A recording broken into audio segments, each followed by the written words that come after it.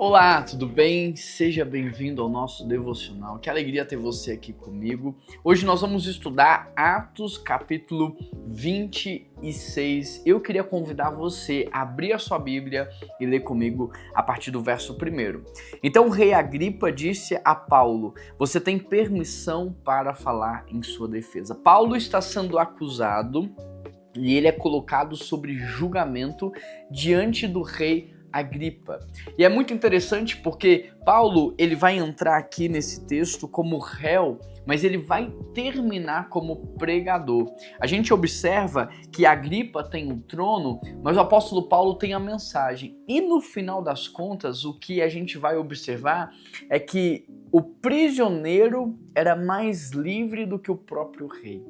E como que nós podemos aprender com tudo que está acontecendo aqui? Porque Paulo ele vai fazer a sua defesa e ele diz assim: "Rei Agripa, considero-me feliz por poder estar em sua presença e fazer a minha defesa contra todas as acusações dos judeus."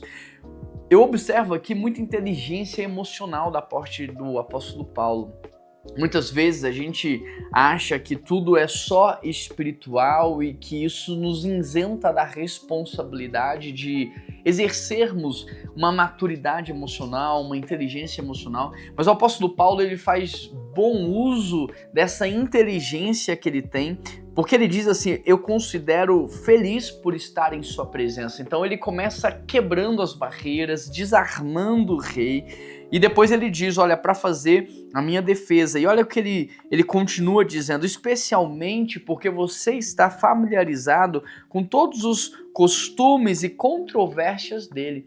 Então o apóstolo Paulo começa ali com um elogio, quebrando a barreira. Depois ele vai trazer um argumento fortíssimo: "Olha, o que eu vou falar aqui, você sabe, você vê, você está acostumado com tantas controvérsias da parte dele." E aí quando o apóstolo Paulo ele faz essa introdução, de forma imediata ele começa a pregar o evangelho.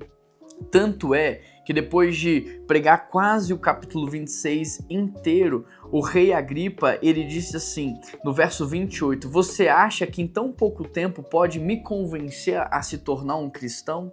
E Paulo responde: "Em pouco ou em muito tempo, peço a Deus que não apenas tu, mas todos os que hoje me ouvem se tornem como eu, porém sem estas algemas." O apóstolo Paulo, ele vai pregar aqui o evangelho, e uma coisa que me chama muita atenção é ali no verso 14, quando ele diz que Jesus chama por ele dizendo: "Saulo, Saulo, por que me persegues?"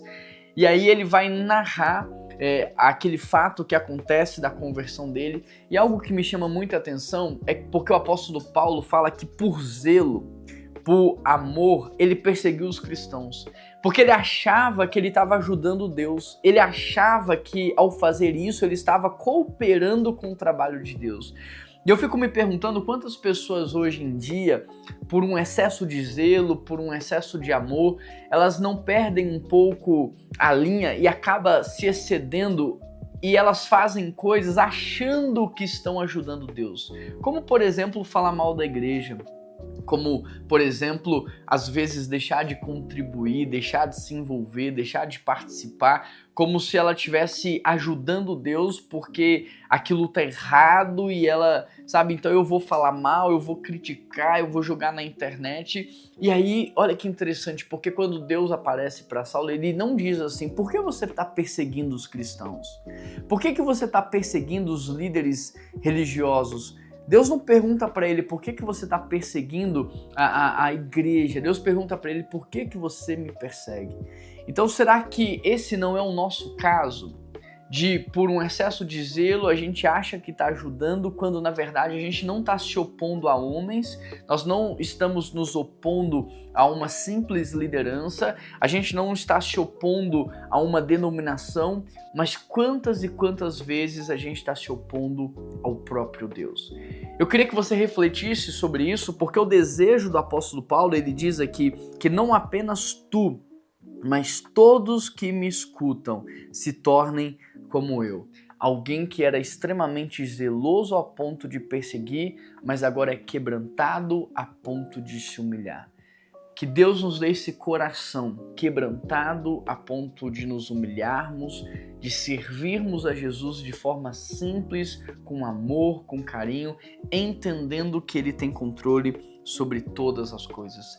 E esse capítulo termina com o testemunho do Agripa dizendo assim a Festo: ele poderia ser posto em liberdade, porque eu não achei nada que faça com que ele merecesse a prisão e a morte.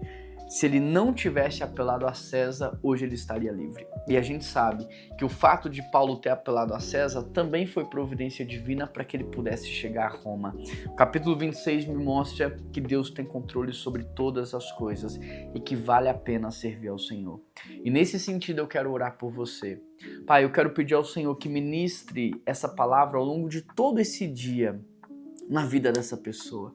E que o Senhor Deus possa, ó Deus, mostrar para ela quais são as áreas que precisam ser corrigidas, a postura, as falas. Mostra para as pessoas, ó Deus, que a rebeldia, que a insubmissão não são valores do teu reino. E que às vezes a gente pode até fazer pensando que a gente está te ajudando, quando na verdade a gente está praticando valores e princípios que não são teus. Tua palavra diz que a gente tem que ser amoroso, submisso, sábio, honroso, que a gente tem que ser obediente e que o Senhor governa todas as coisas, a justiça é sua, Pai. Que nós possamos fazer aquilo que nos cabe, com o coração quebrantado, com humildade, com muito amor, com muito o espírito de servo mesmo, confiando que o Senhor tem controle sobre todas as coisas. Abençoa cada vida em nome de Jesus. Essa é a minha oração, em nome de Jesus Cristo que eu oro. Amém, amém e amém. Se você ainda não se inscreveu, se inscreva nesse canal, por gentileza. Ative as notificações e compartilha com todo mundo. Seja você um missionário da internet. Eu te vejo aqui amanhã também. Um grande abraço, que Deus te abençoe.